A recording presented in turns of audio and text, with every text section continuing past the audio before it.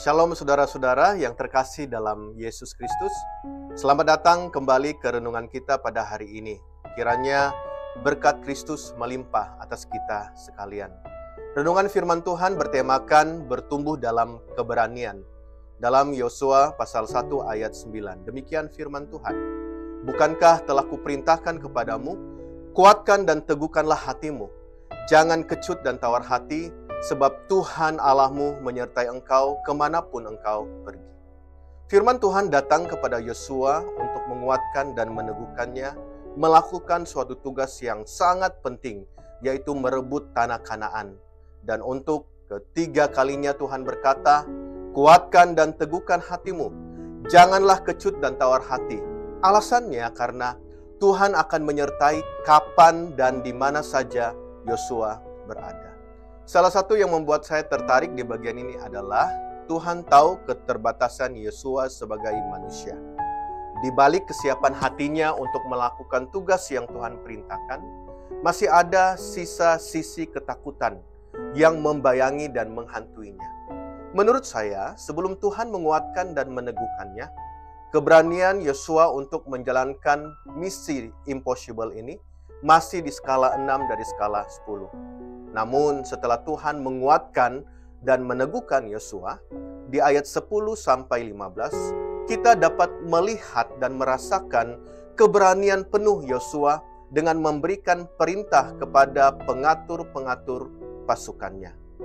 Setelah itu, di bagian ini juga kita melihat hal yang lebih menarik lagi.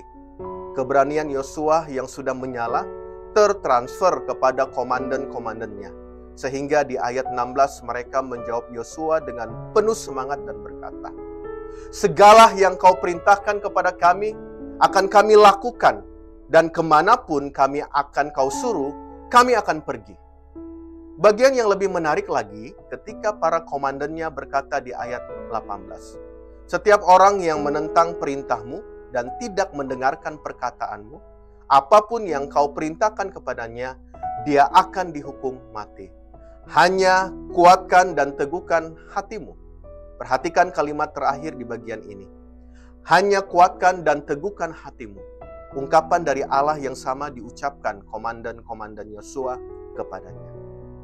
Bapak Ibu Saudara, dari kisah ini kita dapat melihat contoh keberanian yang bertumbuh. Keberanian kita harus bertumbuh seperti bertumbuhnya keberanian Yosua dan para komandannya. Langkah awal untuk keberanian kita bertumbuh adalah dengan mengenal siapa Allah kita.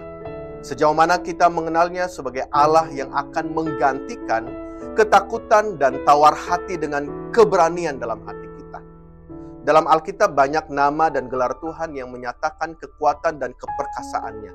Misalnya, Jehovah Gibor Mikam artinya perkasa dalam peperangan. Dalam Mazmur 24 ayat 8.